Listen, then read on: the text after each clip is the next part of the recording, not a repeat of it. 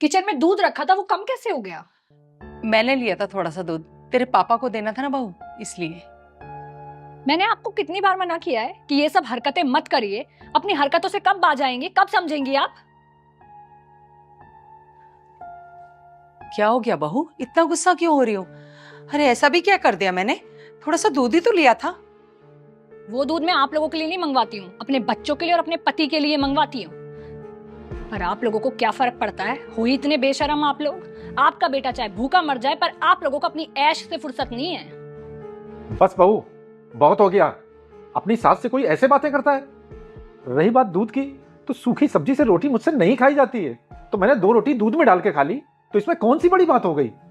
अरे खाइए, जरूर खाइए, किसी ने मना नहीं किया है, पर अपने पैसों का दूध मंगवाइए और फिर खाइए।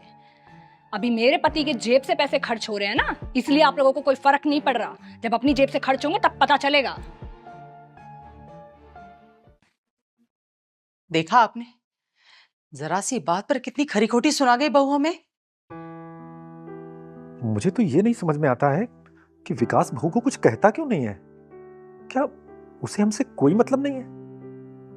अरे वो क्यों कहेगा, वो खुद बहू से मिला हुआ है। आपको क्या लगता है कि उसने हमें गांव से यहाँ क्यों बुलवाया है? क्यों?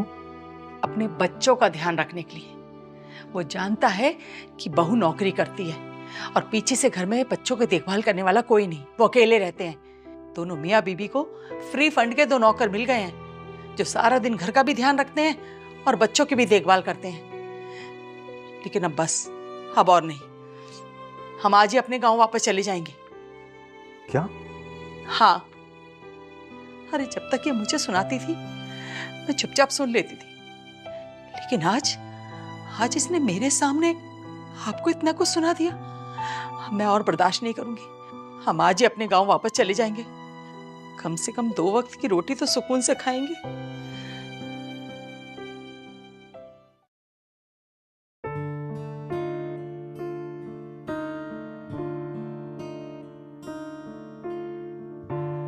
मम्मी जी, पापा जी, आप लोग कहीं जा रहे हैं क्या?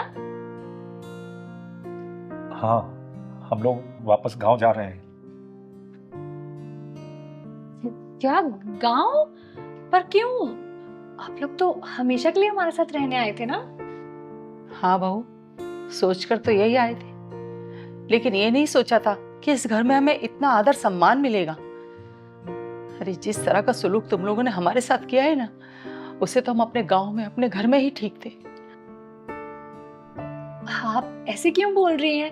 आपको मेरी दूध वाली बात बुरी लगी, उसके लिए आई एम सॉरी। आप कल से जितना चाहे मर्जी दूध यूज कर लेना, मैं कुछ भी नहीं बोलूंगी। पर आप लोग ऐसे जाइए मत। अगर आप लोग चले गए तो बच्चों का क्या होगा? उनका ध्यान कौन रखेगा? सुन लिया आपने? मैं ठीक ही कह रही थी।